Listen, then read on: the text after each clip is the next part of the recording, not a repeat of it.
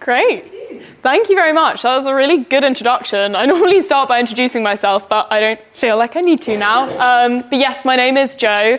This is kind of surreal because I remember being sat in exactly where you guys are sat or stood this time last year. But hopefully this will be a brief but kind of helpful overview for approaching how to apply for pupillage and then actually going through the process of doing it, because I remember how daunting it can feel. What I'll be covering sort of, as I say, briefly, is the process of applying for pupillage, how to actually select chambers, so how do you work out where you want to apply, and the fair today is a really, really good resource for answering that question. Managing the pupillage cycle, and then drafting applications, kind of tips and advice. And if you have any questions at the end, feel free to come to the ULaw booth. Once I've had lunch, I will be there, and I will do my best to answer them. Before I kind of dive in and actually talk about pupillage, I would encourage you, if you want to hear about any of the kind of CV building opportunities that the University of Law have, to scan the QR code that is on the screen. It's just a 60-second form, put your email address in, and then every time we're running like a mooting competition, or I don't know, recently we had an event kind of with St John's Chambers in Bristol, you will be notified of it. We also do have this QR code at our booth if any of you guys don't get it now. And it might be on a slide at the end as well, so I can put it on there in a minute. But yeah, if you didn't get it and you want to get it, feel free to come to the booth and just ask, and we can give it to you then.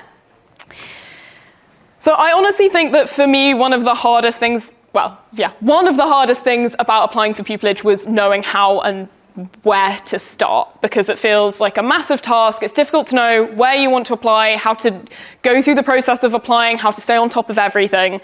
So I actually think what's in the next couple of slides is one of the more important things that you will do when you come to applying for pupillage, which is working out almost before you begin writing any applications, how you're going to approach the process and what the initial steps are. So it does help, I think, to treat it a bit like a project, because in a way it is. It goes over a couple of months and it takes quite a long time. So once you've decided that you will be applying for pupillage, the main thing is, as I've said, working out which chambers and which sets you actually want to apply for. And it is really helpful to treat that like a project.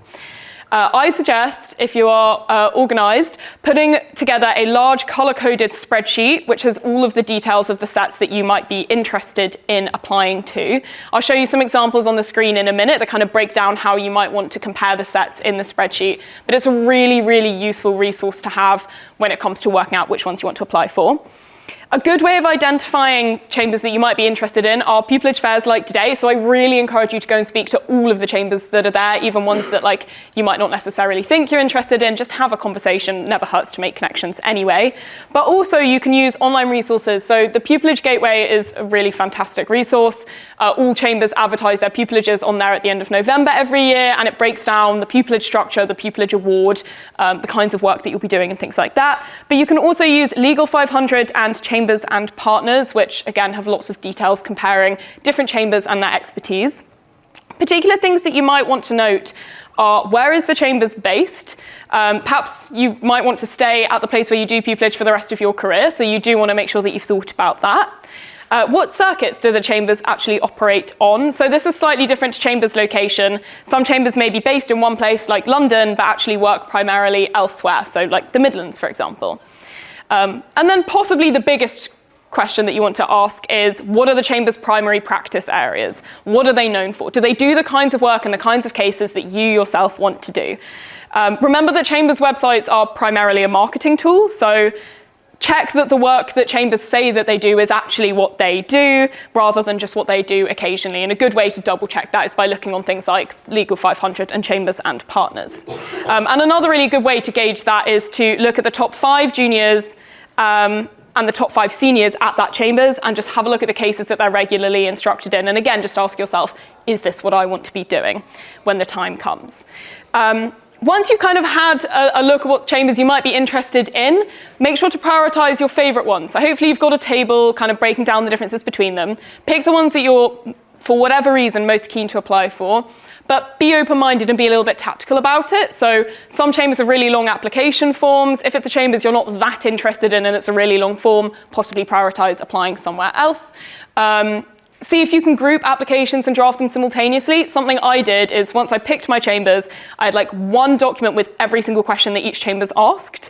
And then once I'd answered that question for one chambers, I highlighted it in yellow and I knew that I had an answer written for that question if another chamber's asked it as well, and then I'd adapt it. Make sure you adapt them so they're relevant to each individual chambers. Don't copy and paste, it won't help. Use the mark schemes and the selection criteria to your advantage. I can't stress this enough. It's basically like being given the mark scheme to an exam. So they tell you the qualities and attributes that they want to see in their pupils. Make sure that you're getting them in your written answers.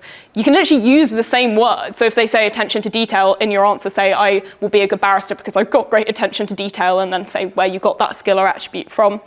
And then YouTube and our on-demand platform are really, really helpful as well. There are loads of resources on there about pupillage application tips and things like that.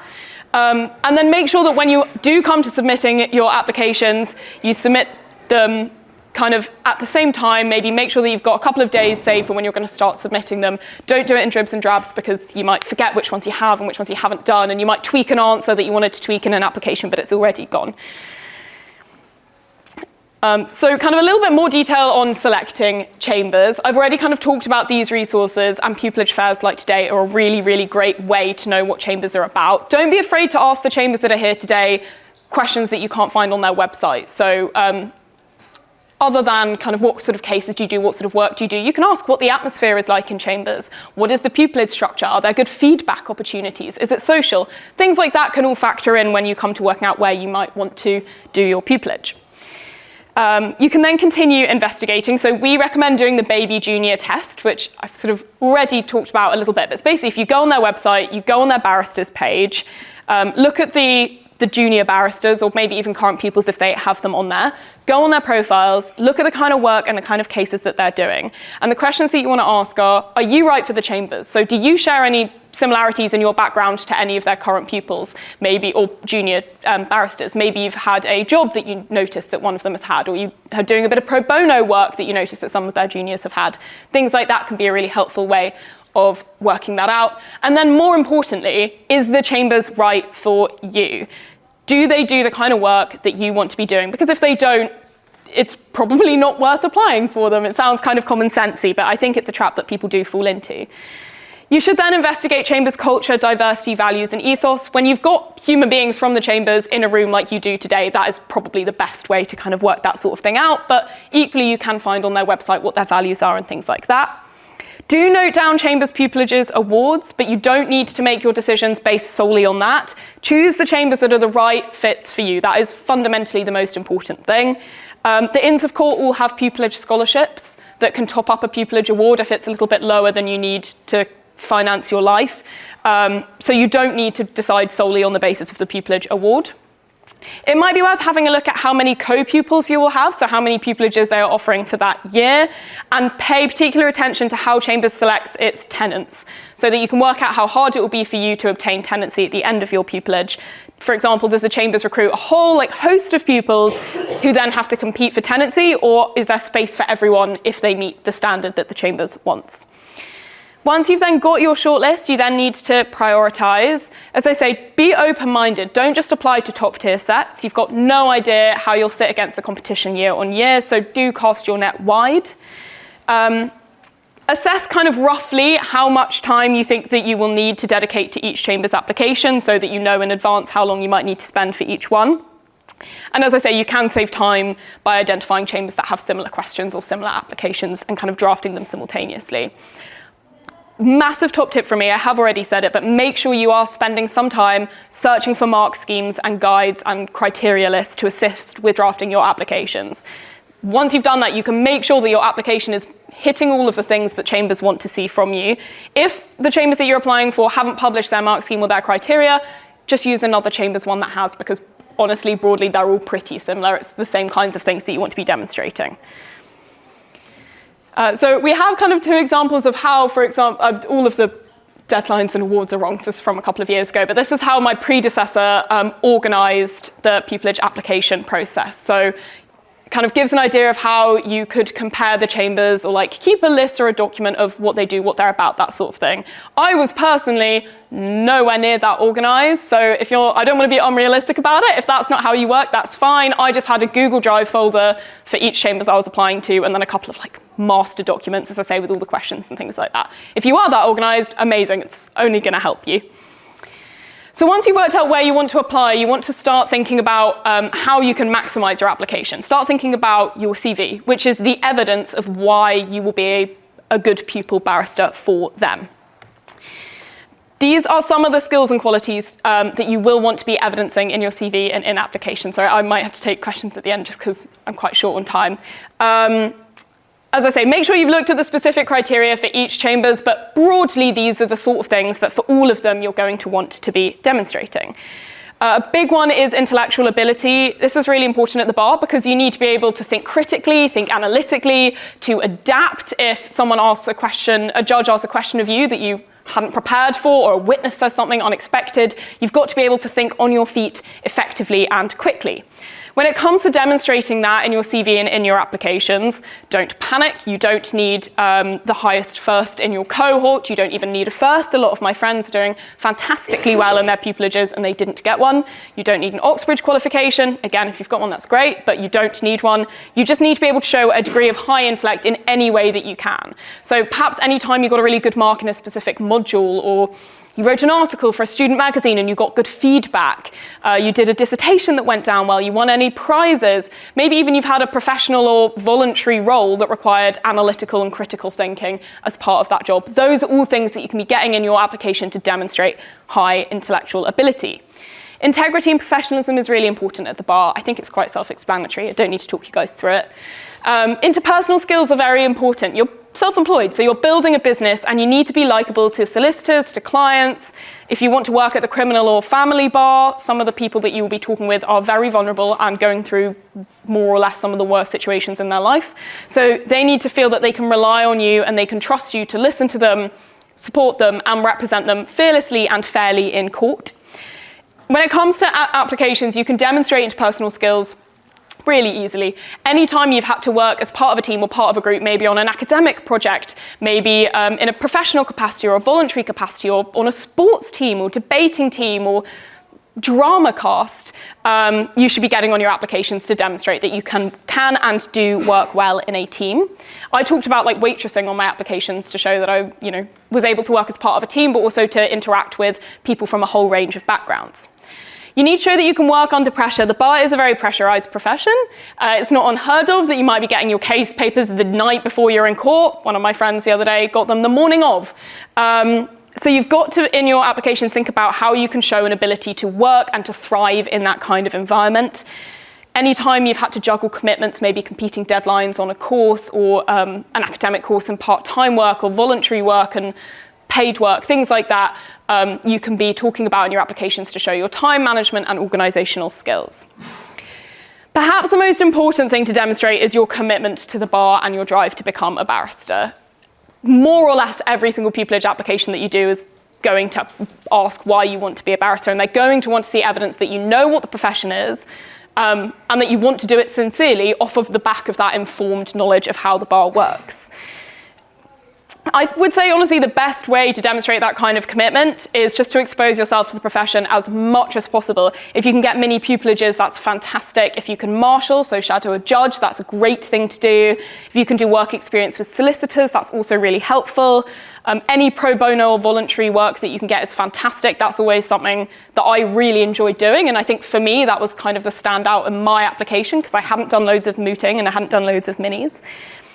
Or just go sit in court. Courts are open to the public, so you can absolutely go and do that. And what I'd recommend is watch a barrister in action and ask yourself, what is it specifically about what I'm seeing that makes me feel inspired and excited and motivated to do this job? And try and be as specific as possible. What is it about the bar and about what I know barristers do that makes me think I can and I should be a barrister, and makes you think that you would have a kind of rich and fulfilled and enjoyable professional life if you were one. And once you've answered that with yourself, you're in a great position when it comes to answering pupillage applications. You need sound judgment. You will be making decisions a lot of the time that affect other people, and you need great communication skills. And then another massive one is you do need oral advocacy potential. Chambers won't necessarily be expecting you to have done loads of moots and won loads of mooting. I certainly actually hadn't. If you have done mooting and you still have the opportunity to do some, I really recommend it. It's a great thing to do and it looks really good on applications. But anytime you've done any kind of public speaking, you can talk about to demonstrate good oral advocacy potential in pupillage applications. So anytime you've done any theatre, any presentations you might have given, any debating you've done, anytime you have to speak to an audience, more or less, can demonstrate your ability to speak confidently and clearly to a group full of people. I will say, though, that chambers are realistic. They will take into account the stage that you personally are at in your journey to the bar, and they will be aware that you might not have had as much opportunity as someone who's got a couple of years on you to have that kind of experience or have done loads of mooting or loads of minis and things like that. But more or less, these are the things you want to be demonstrating, and you can think really laterally about how to demonstrate them. It doesn't have to be legal experiences only. I think that's a trap a lot of people fall into. Any academic experience you've had, any pro bono or voluntary experience, any non-legal professional experience you've had will have, in fact, anytime you've done any kind of extracurricular things, if you're part of a sports team or drama or things like that, all of those things, one way or another, will be helping to develop those skills. So don't feel like you have to only talk about kind of legal things, because you definitely don't. The application format, these are sort of the more or less the sections that you will get on pupillage application forms. And this is the evidence that chambers are expecting to see on your CV. So in terms of education, they will want to see high academic achievement, either in A-levels, undergraduate level, postgrad level, or on the bar course itself. If you've got any scholarships, that's fantastic, particularly prestigious in scholarships. They go down very well. They demonstrate that several barristers who've met you and interviewed you agree that you do have what it takes to be an excellent barrister. In terms of legal experience, you really do want to be trying to get some mini pupillages, doing some marshalling, getting some court visits in if you're not getting any mini pupillages, things like that are relevant to the areas that you want to practice in. In terms of non-legal experience, as I have just said, loads of non-legal jobs have really important transferable skills, so don't neglect them on your applications. Advocacy experience should include mooting, mock trials, or debating if it can, but as I've already said, there are other ways that you can demonstrate that potential. If you've got any real advocacy experience, that will make you stand out from the crowd. So you might be a county court advocate, or you might have done some casework with the Free Representation Unit, which I think is next door, so go and talk to them and advocate as well. Pro bono work is invaluable for demonstrating interpersonal skills and commitment. And at ULaw, if you do the bar course at ULaw, you can do pro bono work as part of your masters if you choose to do that. And don't forget your interests. At the end of the day, chambers are hiring someone or giving pupillage to someone that they want to be working with. So do come across as much as you can as your authentic, genuine self, which is probably a well-rounded and interesting person. So don't neglect your interests and hobbies. Do get them on there as well. Once you've got the ingredients of your CV, you then need to analyse them and think about the attributes that they demonstrate, so some of the attributes I had on the screen a moment ago, and make sure you've picked your strongest examples of evidence for each attribute. It does really help if you can do mini pupillages before or whilst applying for pupillage as well. Try and get some under your belt before the pupillage season comes around. I did one in December on my bar course year, and I did find it totally manageable in terms of juggling my bar course workload and doing the mini. You apply normally by way of application form that you can find on Chambers' website, or by way of CV and cover letter. We recommend that your CV should be 2 pages maximum, and your cover letter should be 1 page maximum. In your cover letter, generally, you want to be splitting it into 3 main areas. Why you want to be a barrister, so having a think about some of those things I was saying earlier. What is it about the profession that calls to you? Why you'd be a good barrister, so picking up on some of those skills and attributes that I had on the screen a minute ago and talking about where you developed them. And then why you're applying for a mini pupillage at that Chambers specifically. So as I've said, go on their website, have a look at the kind of cases they're doing, things like that. Do think carefully about applying to mini pupillages at this stage. Know what chambers you're interested in and apply to those, and kind of narrow your mini pupillage applications to those chambers. It is important to accept that very, very few candidates are offered pupillage in their first year of applying. It's completely normal. I wasn't. So CV top-up in between application years is kind of essential every year. If you're unsuccessful or you've been unsuccessful in a pupillage application round before, scrutinise your application, see what's missing. If you have the opportunity to speak to a careers advisor, 100% do that. Get someone objective to look at your CV and say, perhaps you might want more advocacy experience or more mini pupillages and things like that. And it can be really, really helpful to have that honest and objective look at your CV. I thought it might be kind of useful to talk you through how I did this. So my CV here is what I had to work with when I applied for pupillage for the first time, which was during my bar course year. I only got 2 first-round interviews, and I applied to 13 chambers. So do the maths if you want to on how many rejections that is. I don't need to, I lived through it. But I knew that I needed to bounce back and kind of build on that application if I wanted to have a shot of securing pupillage the next year. So I really did scrutinise my CV. I got people who knew about the bar and people who didn't know about the bar to look at it and tell me what they thought I was missing.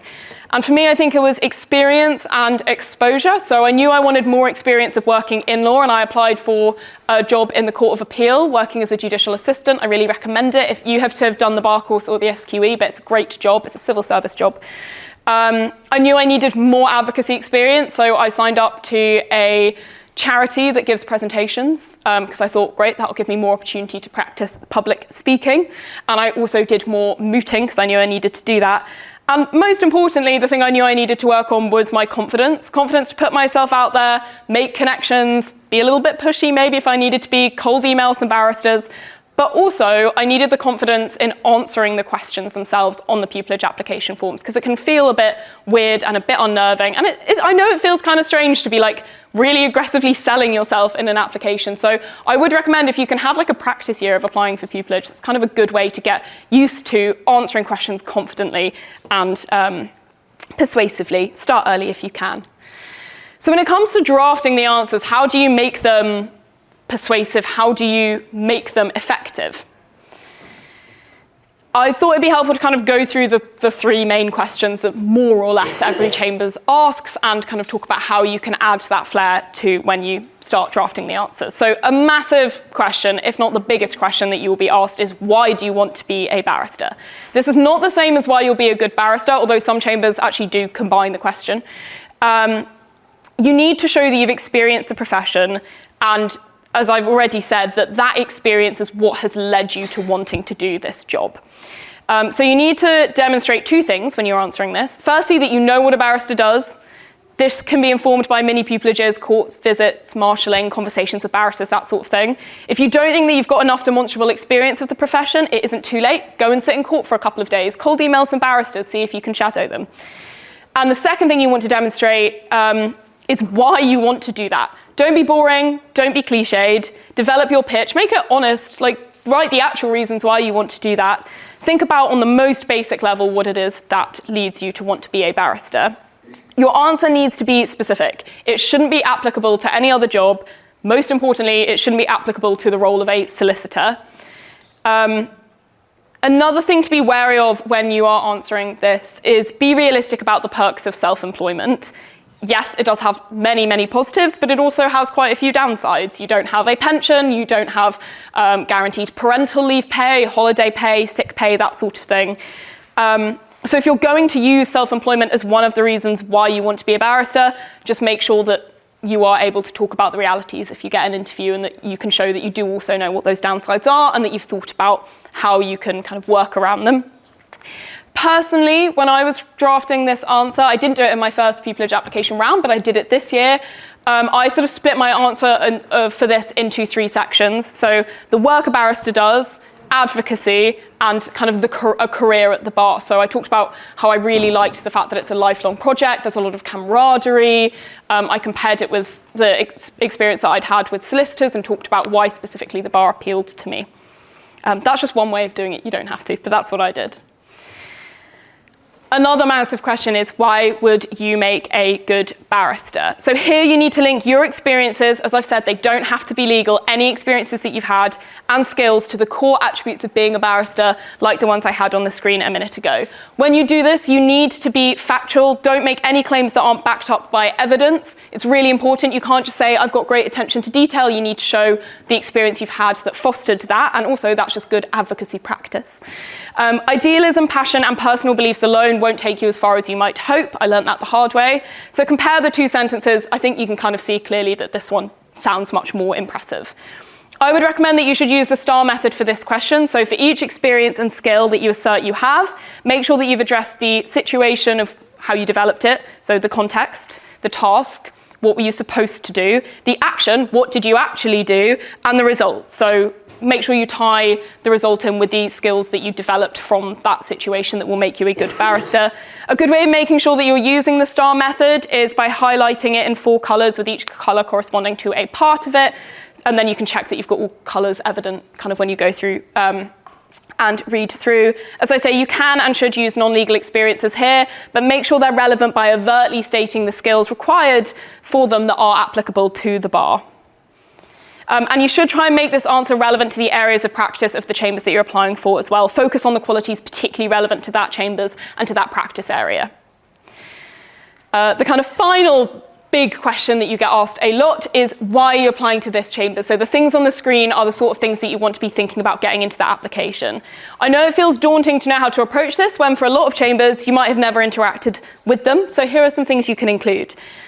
Firstly, any experiences that you've had with chambers. Minis are great, but they are hard to come by. So think about any networking you might have done, any webinars you might have attended online that chambers were running. Do have a look on chambers' websites for those, because a lot of them do run them quite frequently.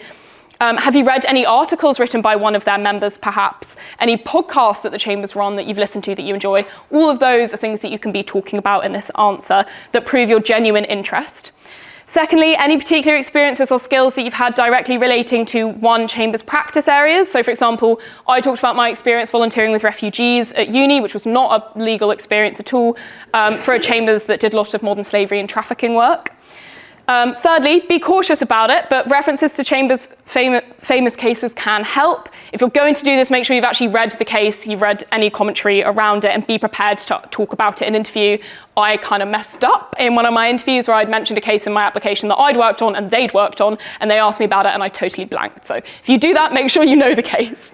And then finally, you can talk about any features of chambers that particularly attract you. So if you're applying to a regional set, do justify why you've applied to that region. You do need a reason for wanting to practice in that area. Regional sets want to know that you're committed to them. You're not just applying there because you think it will be easier than London, which, to clarify, it isn't.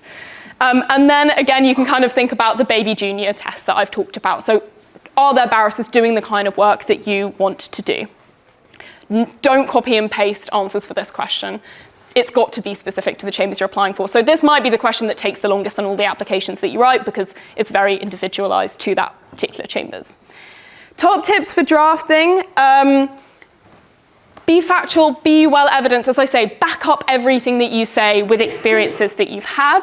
Use simple language. They're reading so many applications, they're going to really thank you for this. Just write in a way that's authentic and natural to you. Start with your strongest points. Make sure you proofread. Get everyone you can to look over your applications. My partner looked over mine so many times that he still now quotes them back to me, which I think is really rude, because it's quite pretty cringy what I said. But anyway, use Grammarly. That's a really, really helpful resource. Make sure that you don't have any typos and grammar errors. Get rid of words you don't need. I know it sucks when you've got a really great word or a really great sentence and you love it, but if it isn't demonstrating a skill or an attribute or an interest in that chambers, get rid of it. Get feedback. They can help you get rid of things that you don't need. Be interesting. Show your character. At the end of the day, you're trying to sell them yourself, so make sure that you come across. They'll remember that application better. Use the active voice. Don't say, I was lucky enough to have the opportunity to shadow someone from your chambers. Say, I shadowed someone from your chambers. Own your experiences and use the STAR structure. And avoid excess adjectives, exaggeration, and cliches. I'm aware I'm running out of time, so here are some of my, I think this is all of them. No, it isn't. Top tips for application success. Do let your personality come through, genuinely, particularly at interviews. Smile, be yourself. They'll remember you. Honestly, they will. Quality over quantity is really important. It's much better to send off a few really good applications than loads of them. Pay attention to spelling, punctuation, and grammar. As I've said, Grammarly and Word Spell Check are really helpful resources for that. Pay attention to these things. They're easy traps to fall into. Practice with a C and with an S, make sure you're using that correctly. Advice and advise, judgment. If you're using judgment in a legal context, it doesn't have that second E. Make sure you've capitalized chambers names and make sure you've got chambers names correct. It happens more often than you think. That doesn't happen. Get feedback from people you trust. The careers service at ULaw were amazing when it came to helping me get pupillage. They looked at all my applications, they gave me really honest feedback. And format correctly. If you want to use bullet points, that's fine. You can use subheadings, that's fine as well. You can kind of underline words. They just want to, sometimes you've got really tight word count, so you need to get things across in the most efficient way. It's totally fine to use bullet points if you want to do that as well. And make sure you've tailored your applications to the specific practice area. Here are some useful resources. I won't go through them because there isn't time, so you might want to take a photo, but a massive thing I would recommend is podcasts. They're so helpful. Law in Action, Law and Disorder is really good. Law Pod UK. I liked them because I could listen literally on my way into work or as I was getting dressed in the morning, and it just kind of gave me a little bit of knowledge about what was going on. And explore the ULaw On Demand page. You can register for free on vod.law.ac.uk, and we've got loads of great resources on there that can help you get pupillage. So if you've enjoyed this session, it doesn't have to stop there. Thank you very much for watching. Oh, sorry, this is wrong, but thank you.